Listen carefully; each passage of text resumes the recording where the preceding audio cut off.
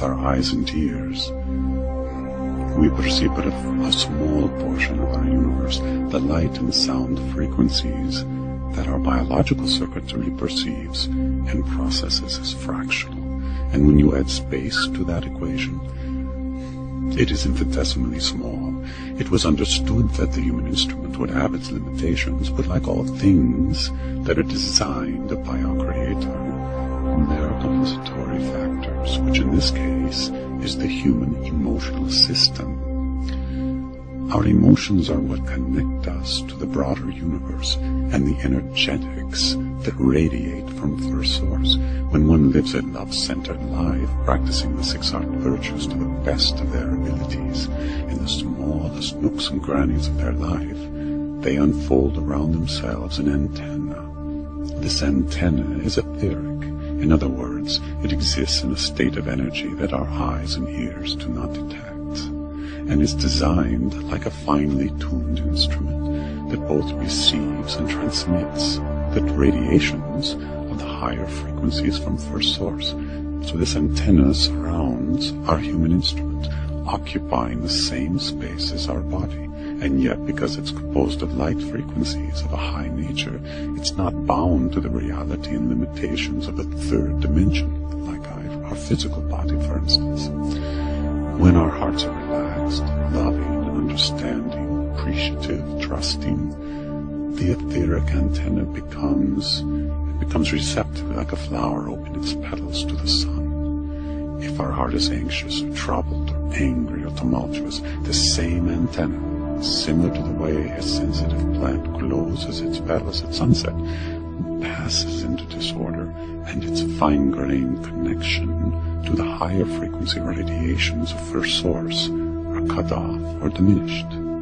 This etheric antenna, from a biological standpoint, is anchored in the 7 glands of the endocrine system, which act as receptors that translate the higher frequencies of the spirit domain to the body and mind, so that the mind can process the encoded information and the body can act upon it. Mm-hmm. Is this the same thing as the 7 chakra system? Yes. Now, when people express anger or hatred, especially over time, their antenna can be damaged, or more precisely, its sensitivity is diminished, causing a vicious cycle, because at some level they realize that they're not receiving the ultrafine perceptions, which is their birthright.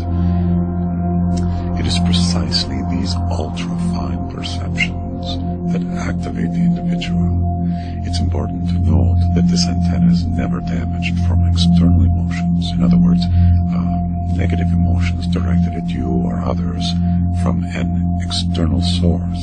Instead, it's diminished only by your own emotions of hatred, anger, frustration, and resentment. So you see, your spirit's presence in your life is directly proportional to this etheric antenna's well-being. It's a very delicate, wondrous, even miraculous facet of the human instrument and its bond with spirit.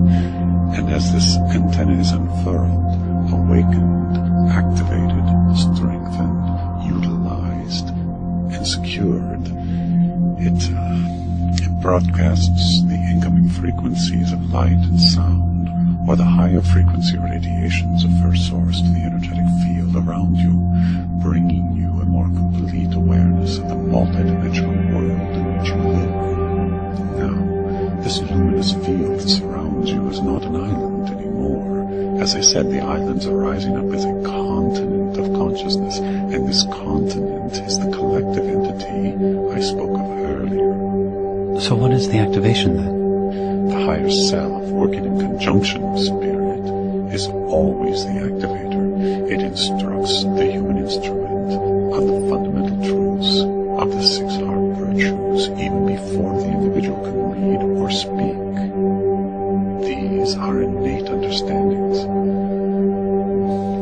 that derive from the shared pool of wisdom that is the living truth, and this pool of wisdom is the very same that angels and enlightened beings draw from. This is the access that every student of spirit seeks.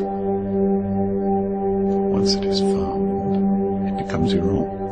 Once it is found, you realize that the circuitry of the heavens, of the material galaxies, star systems, and right down to the planet and your own human instrument, they are all aligned in a coherent design that makes the access to the shared pool of wisdom possible.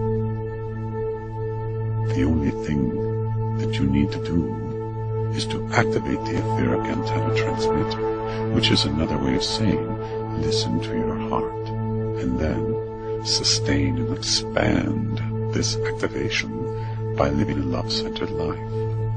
It almost sounds too simple. Mm-hmm. Yes, it is simple. There is no complexity here because it is natural. It is with the grain, where the friction of effort is removed from the task. And because of the incoming energetics of our time, the task is even simpler. I understand that there are many complex techniques related to posture and breathing and mantras and visualizations and so forth. I don't discount these techniques or approaches. Activation is a highly personal process, and if your higher self leads you to undertake these approaches, then do so by all means. But also remember that the complexity can mislead. It can create a separation from your spiritual understanding that lives ever present in your heart.